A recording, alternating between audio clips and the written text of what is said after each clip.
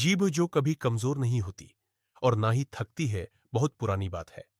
जब यह सृष्टि नहीं थी, तब केवल मौन था। मौन के बीच एक दिव्य प्रकाश प्रकट हुआ और उस प्रकाश से भगवान प्रकट हुए।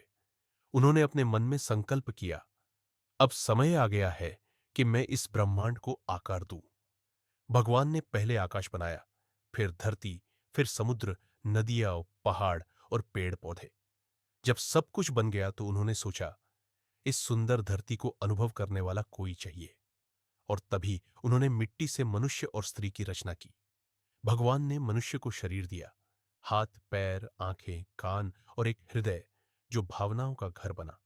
उन्होंने स्त्री को भी उतनी ही शक्ति और सुंदरता दी। दोनों को एक दूसरे का सहचर बनाया और संसार में भेज दिया। समय बीता, पीढ़ियां बदली। मनुष्य ने खेती करना सीखा, घर बनाए, परिवार रचे।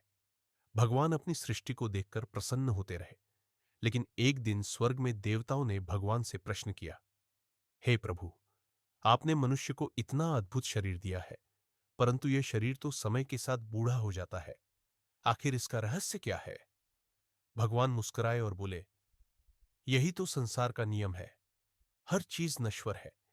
उम्र बढ़ने पर आंखें धुंधली पड़ जाती है, कान सुनना बंद कर देते हैं, हड्डियां कमजोर हो जाती है, दांत गिर जाते हैं और स्मृति भी क्षीण हो जाती है।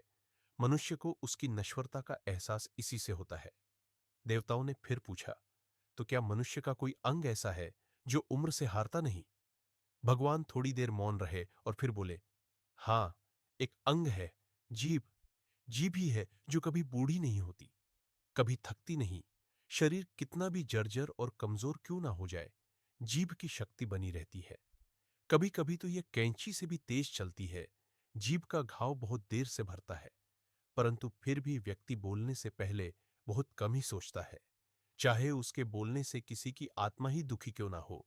वृद्धावस्था में जब पैर लड़खड़ाते हैं, तब भी जीभ अपना काम करती है। कभी आशीर्वाद देती है, कभी उपदेश देती है, तो कभी कटु वचन कहकर दूसरों को आहत भी करती है। भगवान के इस उत्तर से देवता अचंभित रह गए। और इस संसार की यही सच्चाई है